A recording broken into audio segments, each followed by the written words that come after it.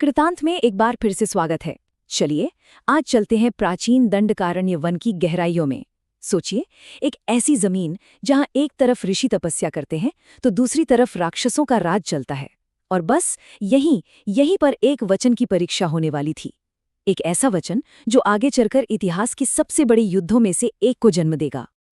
तो सवाल यही उठता है ना? एक राजकुमार का वचन और एक राक्षसी की इच्छा। जंगल में हुई बस एक मुलाकात, उसने आखिर इतने बड़े महायुद्ध की नींव कैसे रख दी? मतलब जंगल में शांति से रह रहा एक राजकुमार कैसे एक इतने भयानक संघर्ष में खिंच गया? इसका जवाब पता है कहाँ छिपा है? एक वचन में, एक अटूट वचन में। तो इस कहानी की शुरुआत होती है एक बहुत ही गहरी दुविधा से। सोचिए, एक तरफ थी सीता की सुरक्षा की चिंता और दूसरी तरफ श्री राम का कर्तव्य। असल में उन्होंने ऋषियों को एक वचन दे दिया था और उनके लिए उस वचन को निभाना ही सबसे बड़ा धर्म था, कीमत चाहे जो भी हो। अब देखिए, दंडकारण्य के जो ऋषि मुनि थे, उनका जीवन राक्षसों ने मुश्किल कर दिया था। ये राक्षस नरभक्षी थे। वो ना सिर्फ उनके यज्ञों में रुकावट डालते थे, बल्कि तपस्वियों को ही अपना भोजन बना लेते थे। मतलब कोई भी सुरक्षित नहीं था।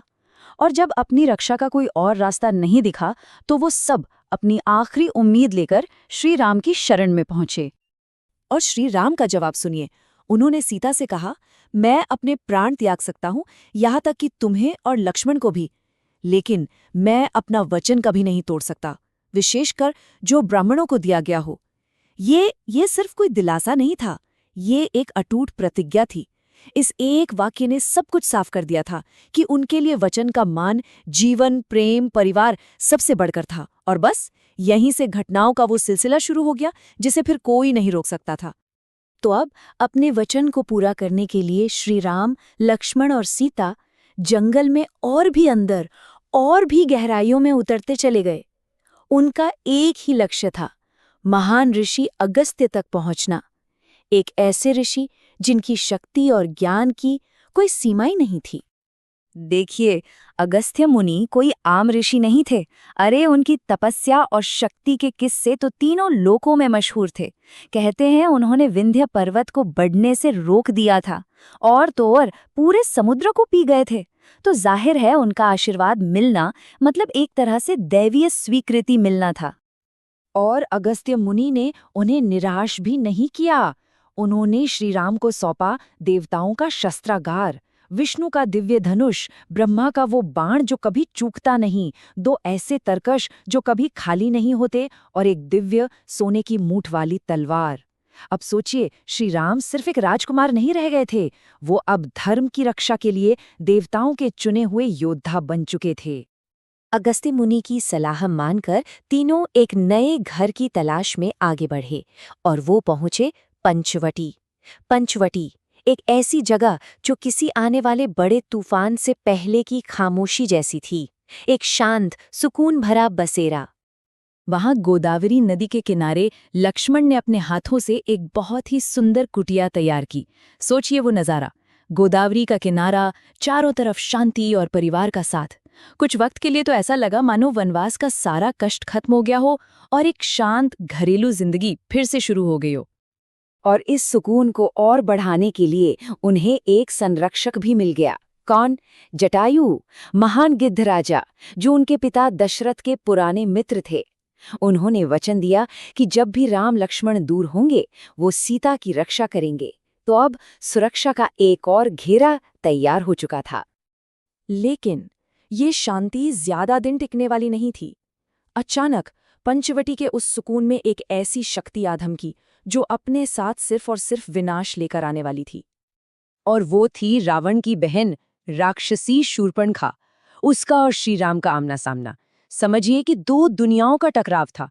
एक तरफ धर्म, शांति और सौंदर्य, तो दूसरी तरफ अधर्म, अशांति और कुरूपता, बिल्कुल एक दूसरे के उलट।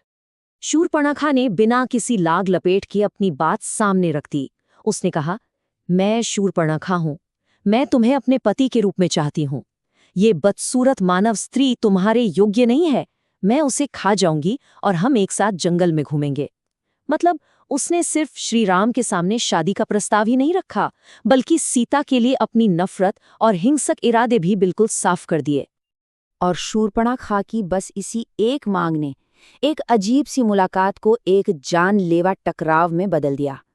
अब जो होने वाला था वो आने वाले युद्ध का पहला अध्याय लिखने जा रहा था। अब शुरू में तो श्रीराम ने इस बात को ज्यादा गंभीरता से नहीं लिया। वो बस मुस्कुराए और मजाक मजाक में उसे टालने के लिए अपने छोटे भाई लक्ष्मण के पास जाने को कह दिया। शायद यही सोचा होगा कि बात यहीं खत्म हो जाएगी और वो चली जाएगी। लक्ष्मण ने भी मजाक को जारी रखा। उन्होंने कहा, अरे मैं तो बस एक सेवक हूं, और उसे वापस अपने स्वामी श्री राम के पास भेज दिया। लेकिन शूर्पणखा को ये मजाक समझ ही नहीं आया। उसे लगा कि ये दोनों भाई मिलकर उसका अपमान कर रहे हैं।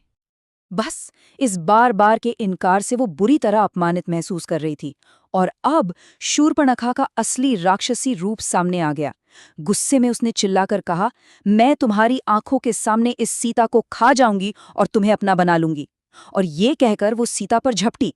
अब ये कोई मजाक नहीं था, ये एक जानलेवा हमला था। और मजाक खत्म हो गया। श्रीराम का चेहरा और आवाज दोनों एक पल में बदल गए। उनकी मुस्कान गायब हो चुकी थी और उनकी आवाज में अब एक सेनापति जैसी सख्ती थी। उन्होंने लक्ष्मण को उस राक्षसी को दंड देने का आदेश दिया। एक रेखा थी जो पार हो चुकी थी। अब यहां से पीछे हटने का कोई रास्ता नहीं था। लक्ष्मण ने एक पल भी नहीं गवाया। जैसे ही श्रीराम का आदेश मिला, तलवार बाहर निकली। उन्होंने शूर्पणखा को वो दंड दिया जिसने उसे हमेशा के लिए विरूप कर दिया। उसके नाक और कान काट दिए गए। ये उसकी जिद का और सीता पर हमला करने का भयानक अंजाम था। और फिर एक ऐसी चीख गूंजी जिसने पूरे जंगल की शांति को चीर कर रख दिया। पर वो चीख सिर्फ दर्द की नहीं थी। नहीं, वो चीख थी शांति के अंत का ऐलान और एक बहुत लंबे भयानक संघर्ष की शुरुआत का संकेत। खून से लथपथ और गुस्से से पागल वो राक्षसों के गढ़ जनस्थान की तरफ भागी। लेकिन वो डर कर नहीं भाग रही थी। वो अपमान और बदले की आग में जल रही थी। वो मदद लेने जा रही थी, अपने इस अपमान का बदला लेने के लिए। और उसका हर एक कदम उस युद्ध को नजदीक ला रहा था, जो पूरे जंगल को और शायद उससे भी ज्यादा बहुत कुछ अपनी आग में भस्म करने वाला था। सवाल यह है कि वो आखिर किसके पास दौड़ी जा रही थी?